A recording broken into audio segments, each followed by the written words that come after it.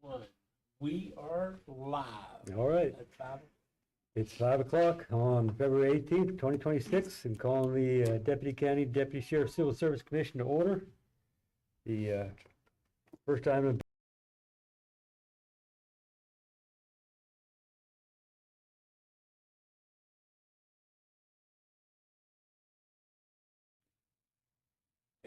Chief Burdette, can you just tap that microphone for me, please? You're good, thank you.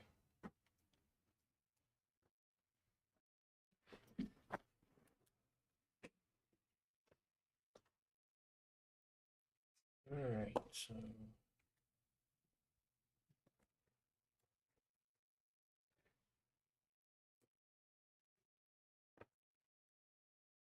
All right, so in regards to Hugo, what we have is a certificate of recognition for be presented to K9 Hugo. I did receive a message, actually Saturday night, from Corporal Ryan Cobb, which is K9 Hugo's partner, that they would not be able to make it tonight due to Corporal Cobb's mother there in Florida, and she had passed away, so he's in Florida and unable to make it. But it's to recognize K9 Hugo's loyal service, courage, and invaluable contributions to public safety during his tenure from March 3rd, 2021 through January 28th, 2026. The Berkeley County Deputy Sheriff Civil Service Commission proudly recognizes K9 Hugo for his distinguished and faithful service to the Berkeley County Sheriff's Office. K9 Hugo was placed into service on March 3rd, 2021, partnered with Corporal Ryan Cobb. From the outset, the team demonstrated professionalism, discipline, and an exceptional working bond that reflected the highest standards of the Sheriff's Office and the K9 unit. Throughout nearly 5 years of service and more than 300 deployments, K9 Hugo performed critical law enforcement duties, including tracking, searching, suspect apprehension, officer protection, and perimeter security. Working alongside Corporal Cobb, Hugo consistently answered every call with focus, reliability, and determination, contributing to officer safety, successful operations, and the protection of the Berkeley County citizens. The partnership between K9 Hugo and Corporal Cobb amplified the trust, communication, and teamwork essential to effective K9 operations. Hugo's keen instincts, steady presence, and strong work ethic earned the respect of fellow deputies and left a lasting impact on the department and community. K9 Hugo honorably concluded his law enforcement career on January 28, 2026, retiring with distinction after years of dedicated service. Though his active duty has ended, the legacy of his service and partnership with Corporal Cobb will be remembered with pride and gratitude.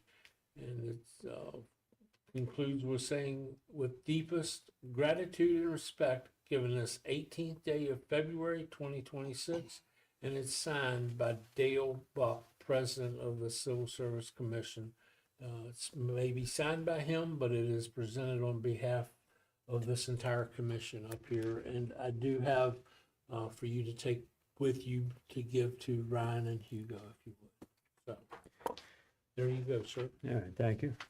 Thank you.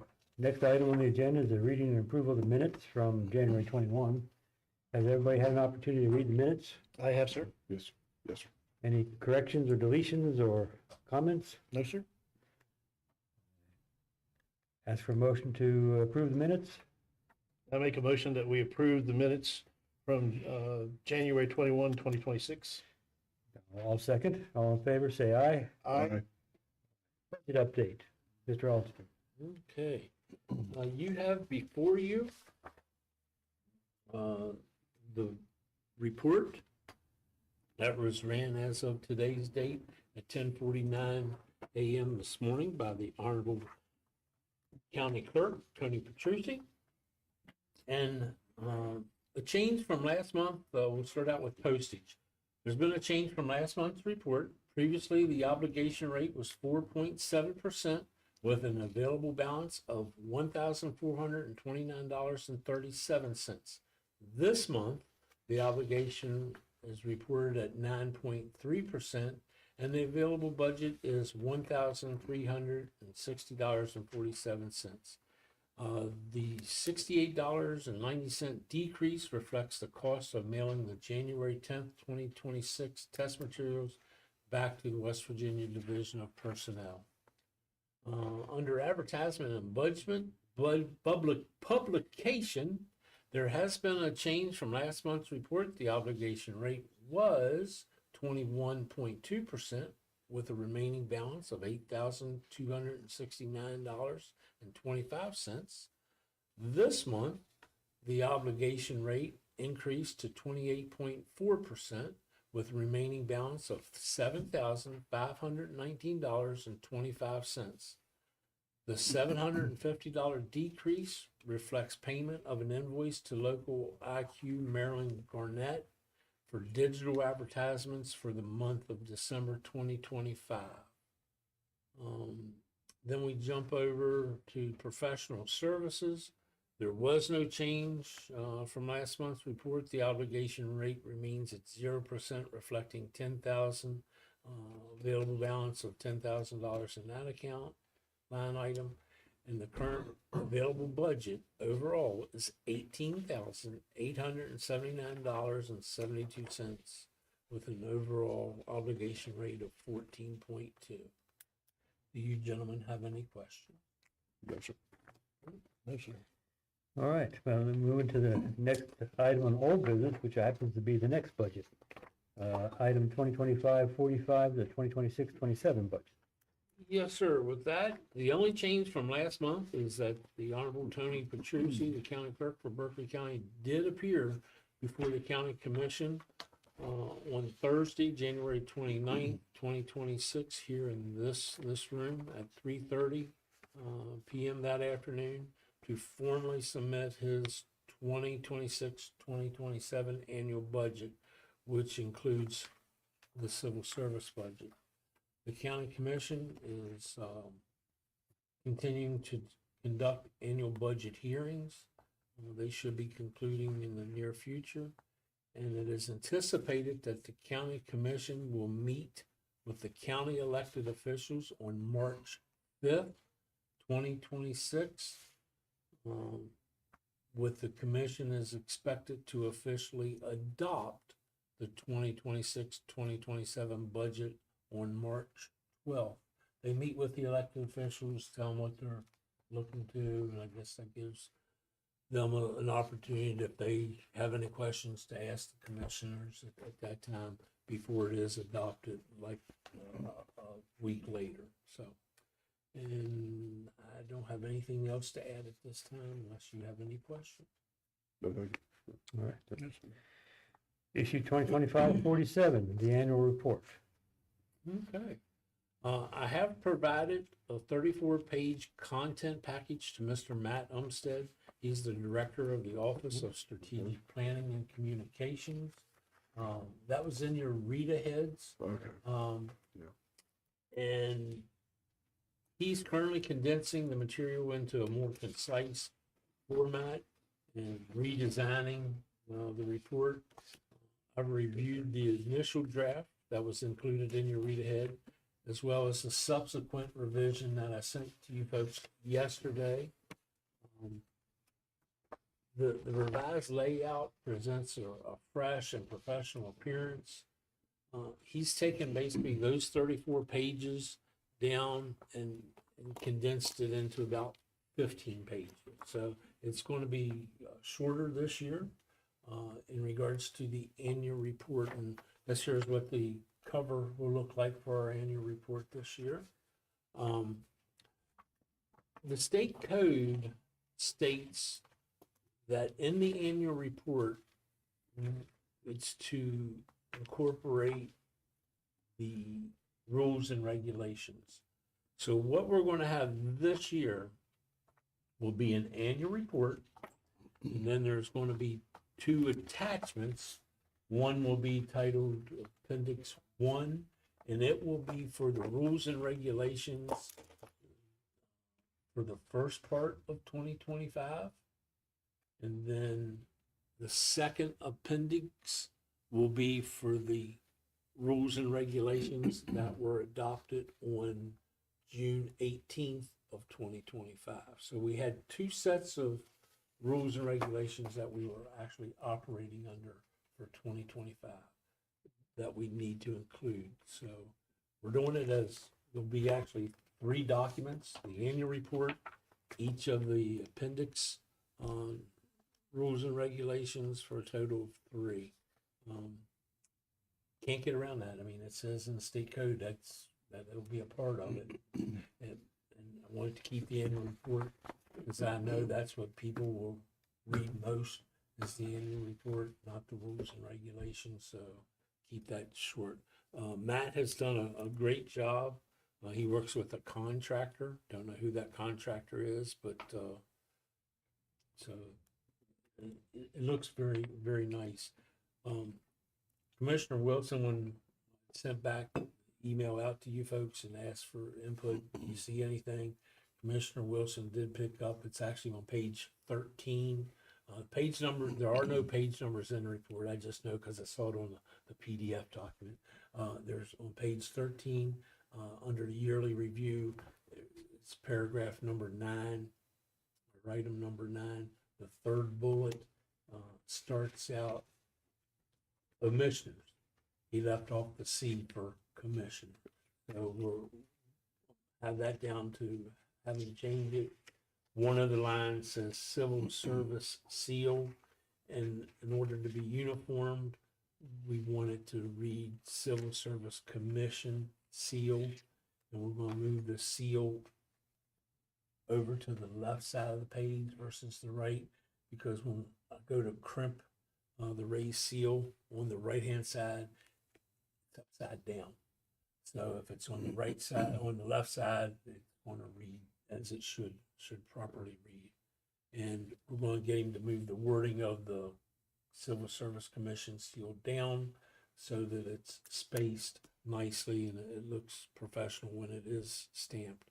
And currently in the report as it is right now, Commissioner By, it has that you're a second, not a third. So I'm going to have him change that as well. So that's where we stand with that. I'll forward these changes to him tomorrow morning, probably by noon. So if there's any last minute changes you want done, please get it to me by noon, because again, he does have a contractor. So every time we make a change, then the contractor is going to get paid a fee for that. So we're trying to keep the cost down.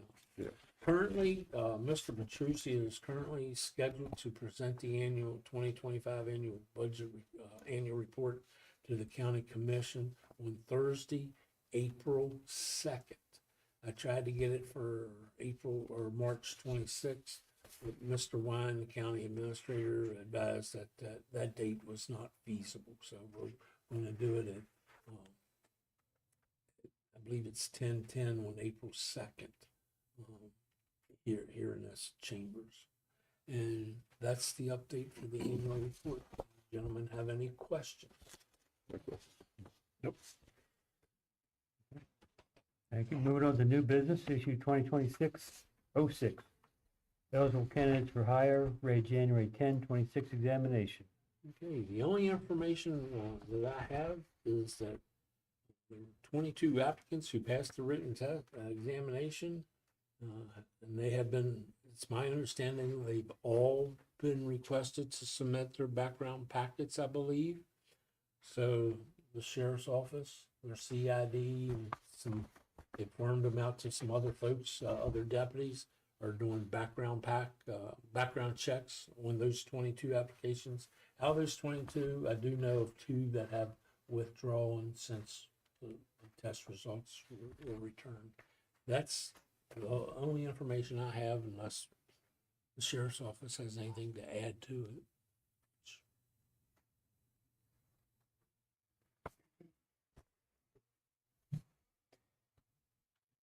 Thomas Young. I did not bring those numbers with me, with the heavy information that Chief Wilson sent over 2 nights ago. Your email Yesterday. yesterday. I've been digging through that with everything we've been had going on with Okay. protests and everything. I did not bring them over. I think we've got 4 withdrawals at this point.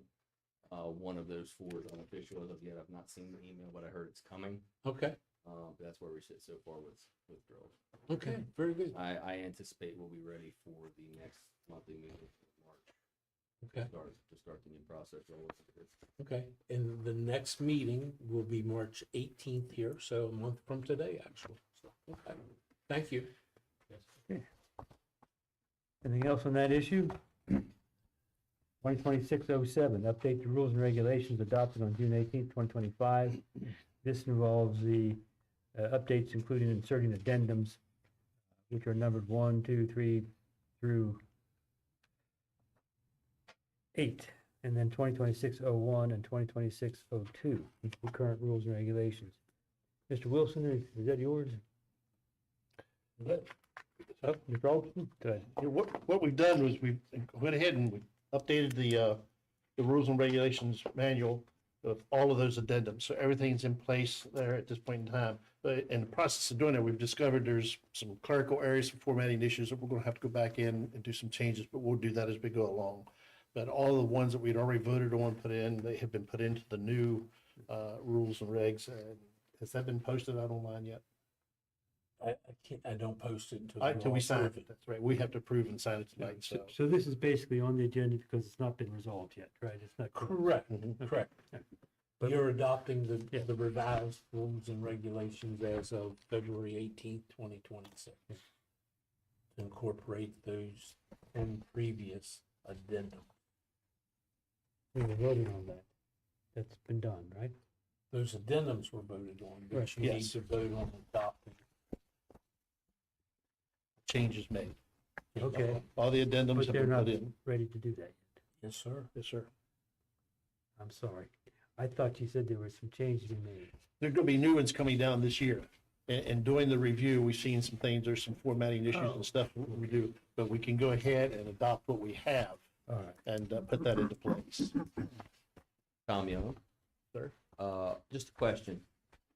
When you say you're putting out the updated version, is that with them in order, in place where they belong, or addendums at the back? No, there'll be nothing on the side that says addendums or anything. This will now be the official document with Okay. everything in place. Because This is what you wanted. Yeah, because I take them all and make it simpler for our guys and Mhm. CID and whatnot, and I literally cut with scissors and paste them in place and make copies to make them No, this all correct. will all be in place. You won't see none of it where it'll just look like a regular document now. The purpose of this is to get them in there, Yes. okay? Yes. But we have not actually signed the document yet. And that's what tonight's all about. Okay. So then we're waiting for a motion to adopt. I'll make a motion that we now adopt the new and updated rules and regulations for the Berkeley County Civil Service Commissions. And those include the addendums that have already been voted on, 2025-001 through 008, and 2026-001 and 002. I'll second the motion. We have a motion, second, any discussion? All in favor, say aye. Aye. Opposed? It passes. We are adopted. Gentlemen, please do not leave until you sign this document. Please. Next issue, 2026-08, law enforcement documentation request by Sheriff Blair is to be a minimum of 850 training hours. Go ahead, sir, if you want to start.